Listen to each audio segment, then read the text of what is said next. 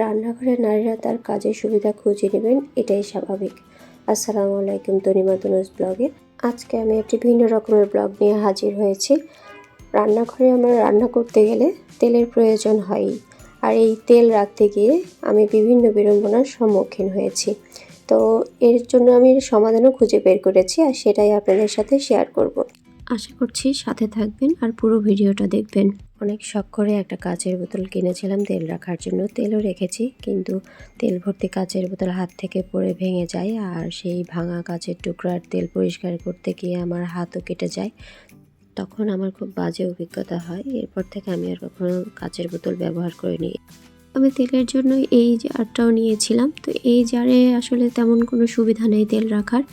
এই জারটাতে তেল নিতে খুব সুবিধা, কিন্তু এটা পরিষ্কার করতে গেলে খুবই অসুবিধা। আর এখানে তেল চুয়ে চুয়ে পরে পুরো বোতলটাই আঠালো হয়ে যায়, যেটা আসলে পরে পরিষ্কার করা যায় না। পরিষ্কার করতে গেলে পানি ঢুকে যায় তেলের ভিতর। তারপরে এই জারটাও বাদ দিয়ে দিয়েছি। এরপরে আমি এই ছিপিটার সন্ধান পেয়েছি। এই ছিপিটা আপনাদের বাড়িতে অনেকেরই হয়তো বাসায় আছে, তো আপনারা হয়তো ফেলে দেন না জেনে। তো ফেলে না দিয়ে আপনারা আমার মতো তেলের বোতলের ছিপি হিসেবে ব্যবহার করতে পাবেন, অনেক শান্তি পাবেন। তো এই যে দেখতে পাচ্ছেন, এটা হচ্ছে যে একটা তেলের বোতল। এখানে আমি সরিষা তেল রেখেছি। এটা আসলে একটা সিরকার বোতল।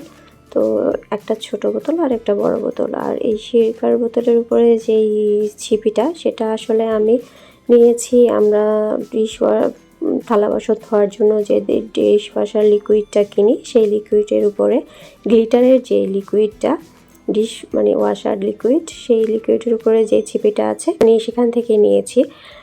আমরা তো লিকুইড শেষ হয়ে গেলে বোতলটা ফেলে দিই, তো বোতলের উপরের ছিপিটা আমি নিয়ে নিয়েছি। গরম পানি দিয়ে ভালোভাবে ধুয়ে পরিষ্কার করে নিয়েছি, যাতে সাবানের কোনো গন্ধ না থাকে। তো দেখেন, এই যে এই ছিপিটার খুবই সুবিধা। আপনি যখন যেমন চাইলে অল্প তেল ঢালতে চাইলে অল্প তেল ঢালতে পারবেন, আবার বেশি তেল ঢালার প্রয়োজন হলে বেশিও ঢালতে পারবেন। তো এই ছিপিটার খুবই সুবিধা যে আপনি ফোঁটা ফোঁটা করে চাইলে তেল দিতে পারবেন।